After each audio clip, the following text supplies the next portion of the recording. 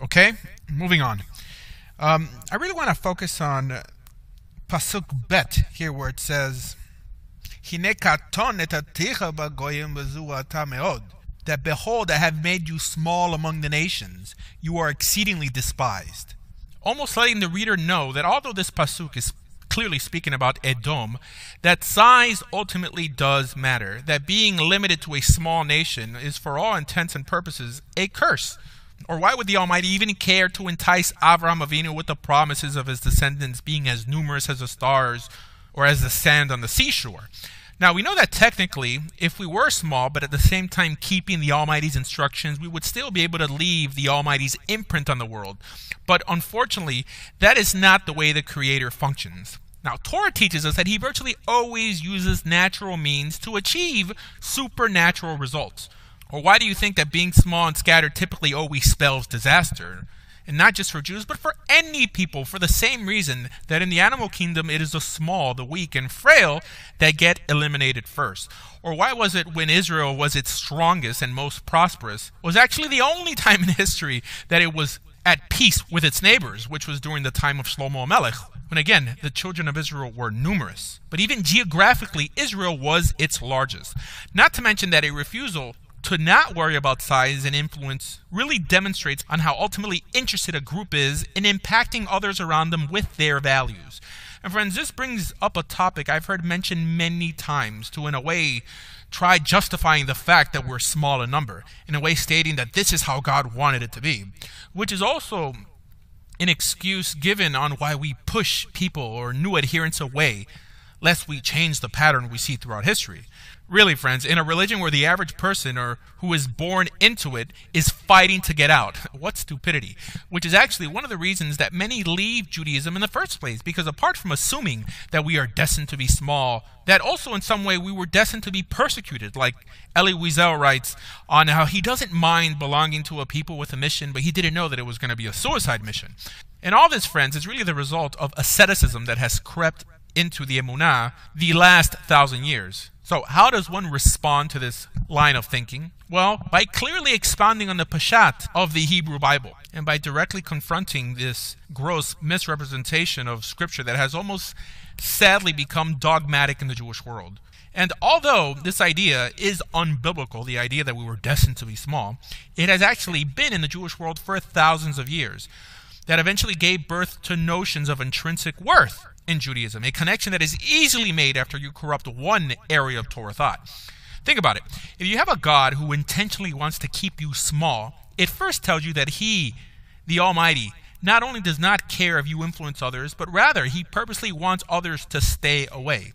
That others don't hate you because of you, but because the Almighty programmed them to.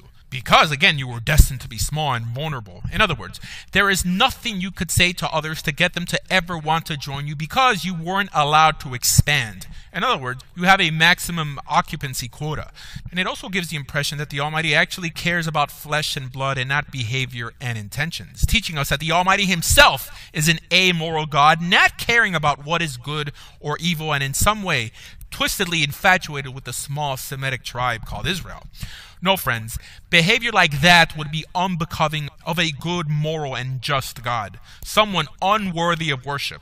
And friends, if you're part of the Orthodox world, I know you have heard rabbis mention it before, the famous words of the Rebbe, that God created us to be Israel and created them to be Goyim, and that we should be glad to be what the Almighty has made us, ultimately small and frail, almost teaching us that it's a waste of time to aspire. Tell that to anyone who wears glasses or bothers to brush your teeth or have surgery for any ailment they happen to be naturally born with. In other words, if we took that ideology to heart, by definition, we would never improve. However, friends, the truth is that we were not destined to be small. But like we said, as the Almighty promised Avraham, that we have the potential to be as numerous as the stars in the sky and the sand on the seashore. In other words, if we were ever small and despised, as Torah states, it is always our fault because of what we've done, and not because of how the Creator destined it to be, chas v'shalom. And if you ask, what could we possibly have done? Well, friends, by the simple fact that we failed to influence this world with the ethical monotheism contained within the Torah is reason enough. In other words, by failing to educate the world, we have created our own enemies. So why does the modern day Jewish world continue with this form of victimized thought when the notion doesn't appear in Torah?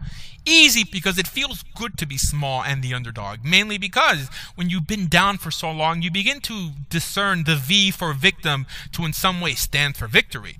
Actually, I've seen many rabbis, as well as Christians, use the tochacha or the tochacha, the portions in Torah that depict the curses that we will go through when we're shunned by the Creator, as proof that we were destined to suffer, when they fail to mention that before and after the Torah mentions these curses, it first speaks of all we can acquire and achieve just by keeping Torah, and how those curses are just warnings if we don't keep Torah. In other words, every curse in Torah is only a warning, and every blessing a conditional promise. So no, only because it may appear in Torah does not mean it is destined to happen, especially when it explicitly states that these things will only occur when we stray away from Torah. And then sometimes people quote that pasuk in Devarim where it states that the Almighty didn't choose us because we were so numerous, when we were the smallest of all peoples. But again, this is speaking about when He found us, and not what would become of us and what influence we would have after accepting and keeping Torah. But anyways, I think we'll end here. Please join us next week for the following Haftarah. And for more information on everything Jewish, please visit TorahJudaism.org. Thank you.